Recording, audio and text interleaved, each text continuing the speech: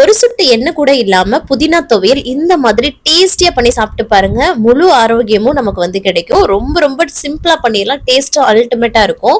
இதுக்கு வந்து புதினாவை நல்லா ஆஞ்சு எடுத்துட்டு நல்லா வாஷ் பண்ணி எடுத்துக்கலாம். ஒரு மிக்ஸி ஜார்ல பூண்டு பற்கள் வந்து சேர்த்துக்கிறேன். அது கூடவே வந்து காரத்துக்கு ஏற்க பச்சை மிளகாய் வந்து சேர்த்துட்டு சின்ன துண்டு புளி வந்து சேர்த்துக்கிறேன். அதுக்கப்புறமா ஒரு கைப்பிடி அளவுக்கு தேங்காவும் சேர்த்துக்கிறேன். அதுக்கப்புறம் நம்ம வந்து வாஷ் பண்ணி வச்சிருக்க புதினாவை வந்து சேர்த்துக்கலாம். இது வந்து பாத்தீங்கன்னா நம்ம வந்து ஃபர்ஸ்ட் வந்து நல்லா கொரப்பா வந்து அரைச்சு எடுத்துக்கணும். அதுக்கப்புறமா வந்து பாத்தீங்கன்னா உப்பு வந்து சேர்த்துட்டு தண்ணி சேர்த்து நல்லா வந்து அரைச்சிட்டோம்னா சூப்பரா ரெடி ஆயிடும் நம்மளோட புதினா துவையல். டேஸ்ட் ரொம்ப நல்லா இருக்கும். கஞ்சிக்கு இப்போ எல்லாத்துக்குமே நல்லா இருக்கும். இதுக்கே கொஞ்சம் வந்து தாளிப்பு கொடுத்து கொஞ்சம் தண்ணியா வச்சீங்கன்னா சட்னி மாதிரி கூட ஆயிடும். பிள்ளைங்க கூட விரும்பி சாப்பிடுவாங்க. இன்னைக்கு வந்து நான் கருப்பு கவுனி கொள்ளு கஞ்சியோட நாங்க எல்லாருமே வந்து சாப்பிட்டோம். பிள்ளைங்க வந்து சாதத்தோட பசைஞ்சு சாப்பிட்டாங்க. செம்மையா இருக்குங்க.